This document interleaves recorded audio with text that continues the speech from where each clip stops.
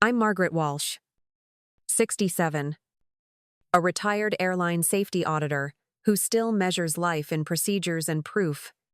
This is my house in Maple Heights, the one my husband and I paid off brick by brick. I make my coffee, check my garden from the back window, and keep records like a habit I never turned off. I don't shout. I verify. Brooke Carter is standing in my kitchen with her phone in her hand like it's a badge. She smiles the way people do when they're sure you won't push back. If I don't like living with them, I'm free to leave. She says it while leaning against my refrigerator. The one I bought. In the home with my name on the deed. Jason Walsh. My son. Looks at the floor and lets the sentence hang there. Silence is the easiest kind of betrayal. I walk upstairs and pull a suitcase from the closet. It opens clean. The zipper smooth as a runway check. I don't fold my sweaters. I pack Brooke's. The leggings that never saw a gym. The handbags that arrived in too many boxes. Jason's console goes in next. Cords wrapped like evidence tags. The room smells like expensive perfume and entitlement. Brooke follows, her tone turning soft and rehearsed.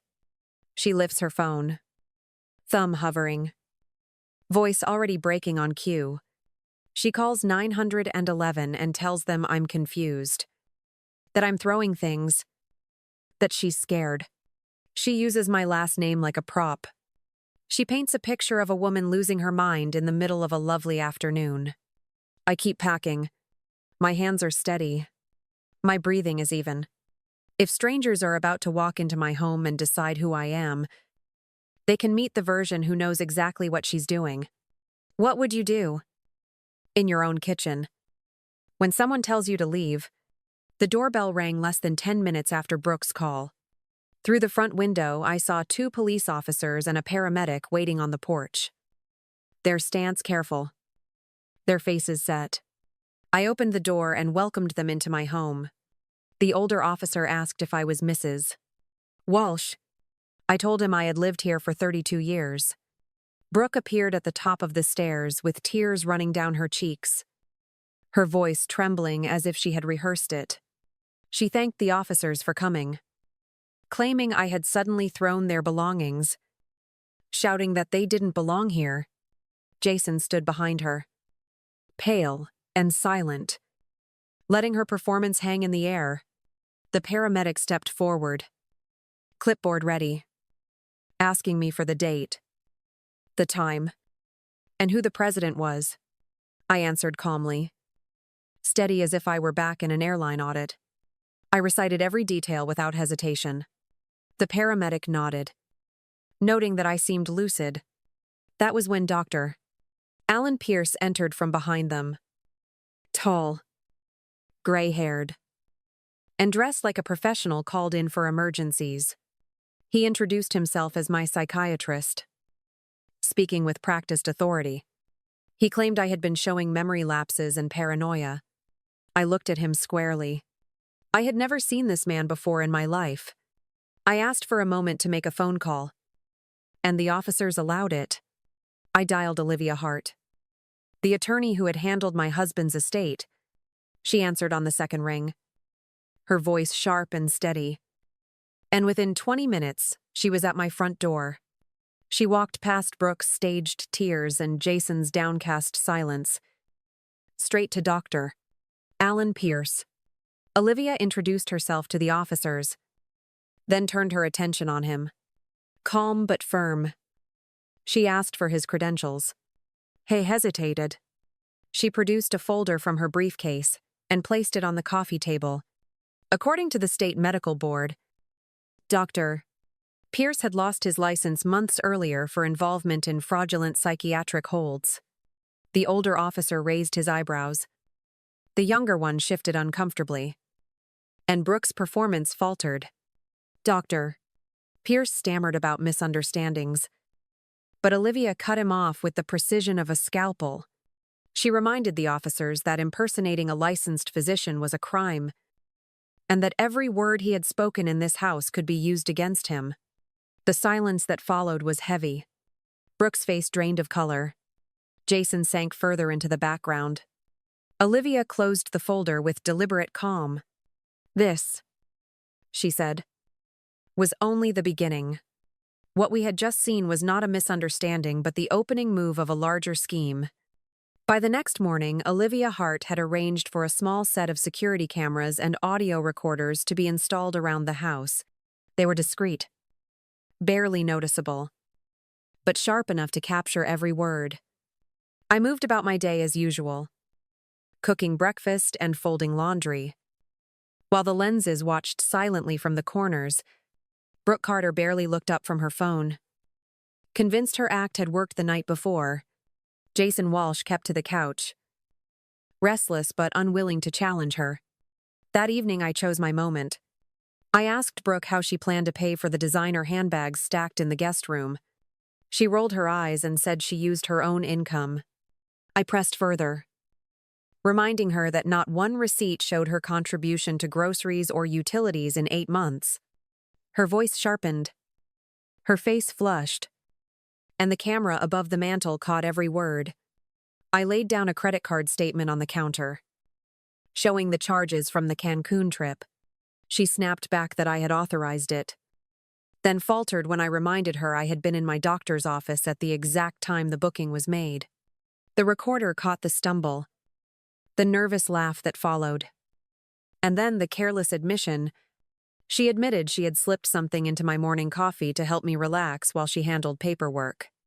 Jason froze, the color draining from his face as he realized what that meant. Brooke tried to backpedal, but the audio was clear, indeniable, and already saved. The mask she had worn for months was cracking in real time. And this time, she couldn't control the stage. I was in the grocery store a few days later when a woman stopped me in the cereal aisle.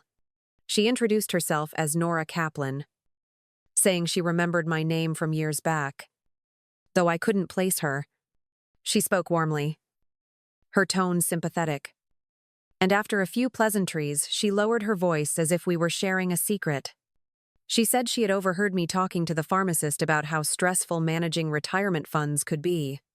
I hadn't said a word about finances, but I let her continue. Nora explained that she had recently lost her husband and nearly faced disaster when relatives tried to interfere with her estate. What saved her, she claimed, was a financial advisor named Thomas Avery. According to her, he specialized in protecting widows from predatory family members. She handed me his card with a smile that felt carefully rehearsed. The timing, the language, even the false intimacy of it all set every warning light off in my head. That evening, Thomas Avery called.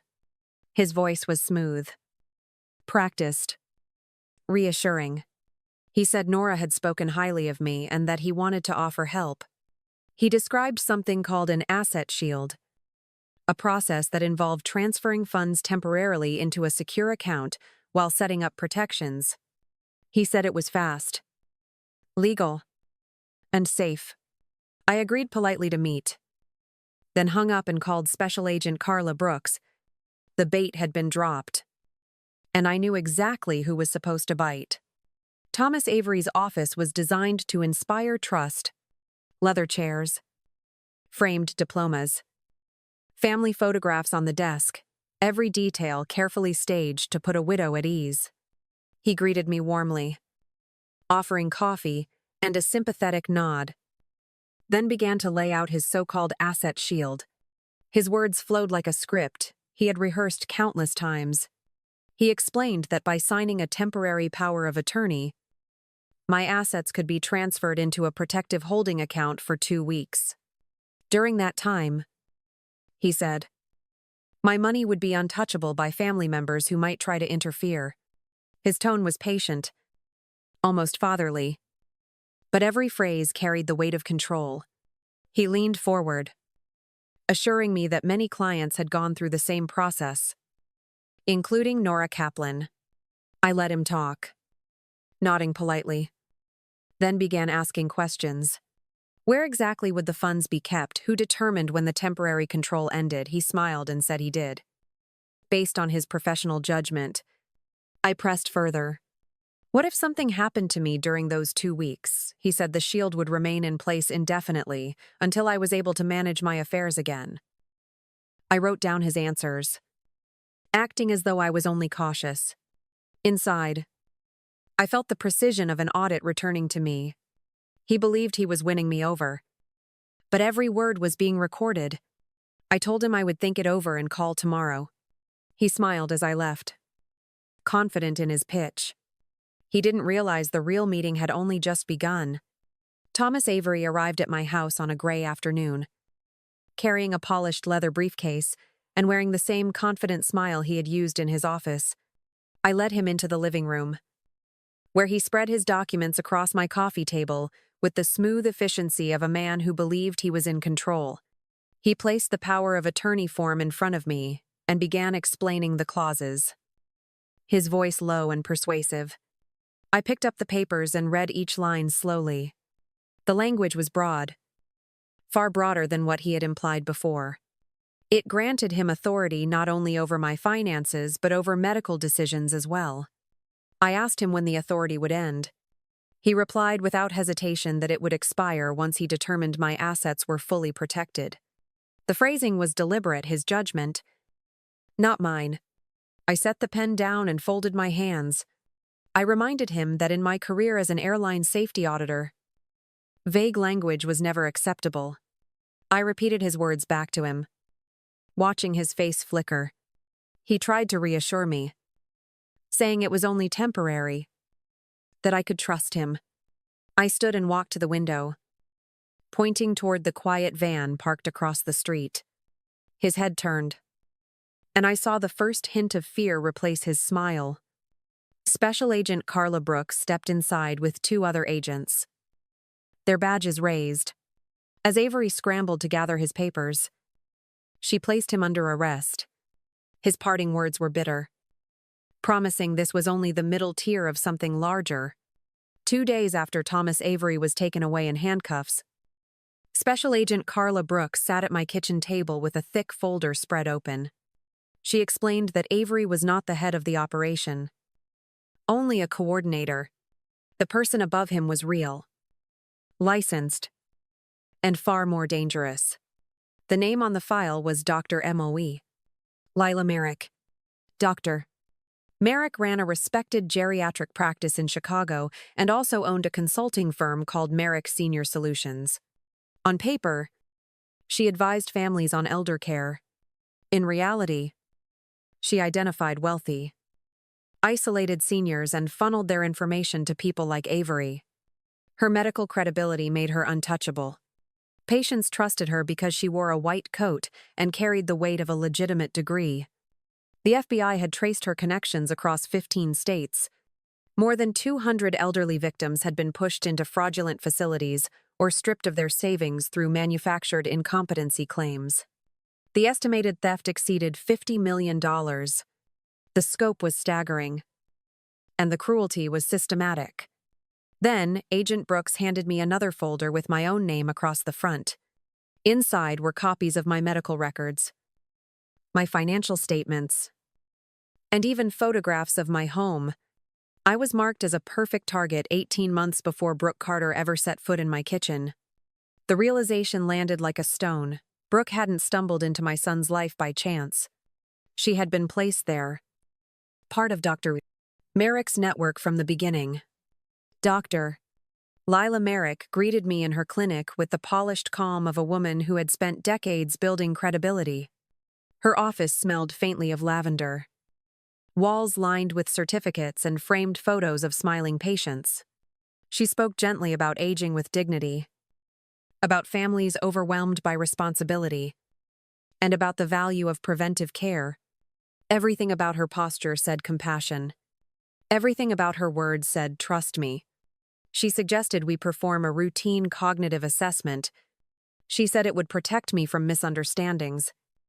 The same language I had heard from Thomas Avery. Then she shifted, recommending a medication review, explaining that sometimes older patients needed mild stabilizers to ensure sound judgment. Her tone was measured, but I recognized the script. I leaned forward and asked for her to walk me through the process. Not in broad terms, but step by step. As if I were her auditor, I asked where each authorization went, which codes were used, how funds were routed during temporary oversight. I asked her to explain why the same case number appeared twice on different facility reports. She smiled, but her pen began tapping. I pointed to a line item that showed funds transferring to a consulting firm in Delaware, one she happened to own. Her voice tightened. The mask slipped. The more I pressed with precise questions, the more her warmth drained away. When I recited her own words back to her, highlighting the contradictions, her silence confirmed what the paperwork already proved. At that moment, Special Agent Carla Brooks entered with a warrant. The white coat could no longer shield Dr. Lila Merrick from the evidence she had built against herself. In the weeks that followed, every name tied to the scheme was dragged into the light. Brooke Carter faced charges for elder fraud and tampering. Her tears replaced by silence in a county jail cell. Jason Walsh was not charged, but he was forced to repay what had been siphoned into their joint account. He moved out with nothing but his clothes, leaving me with a note that read like regret. Though regret cannot erase complicity. Dr. Alan Pierce, the man who called himself my psychiatrist, was indicted for impersonation and conspiracy. His past cases are now being reopened. Dozens of families preparing to testify. Thomas Avery agreed to cooperate with federal prosecutors, but even his cooperation could not spare him from prison. The signatures on his contracts were evidence enough. Dr. Lila Merrick was the crown jewel of the indictment. She lost her license. Her firm was dismantled, and she now faces multiple federal counts for fraud, racketeering, and exploitation. Nora Kaplan, the woman who approached me in the grocery store, was revealed as a recruiter paid for every new target she delivered. Even she could not slip away. For my part, restitution was ordered. The money that had been siphoned was returned with interest, though the real victory was something more lasting. I worked with Agent Carla Brooks to establish a community watchdog program so no neighbor of mine would ever sit alone against predators like these. I did not need revenge, shouted from rooftops. Justice was quieter, cleaner. I had raised my evidence, and in the end, it was enough to bring them all down. Thank you for staying with me to the end. If this story hit a nerve, share it and tell me where you're watching from. Your voice protects someone else tonight.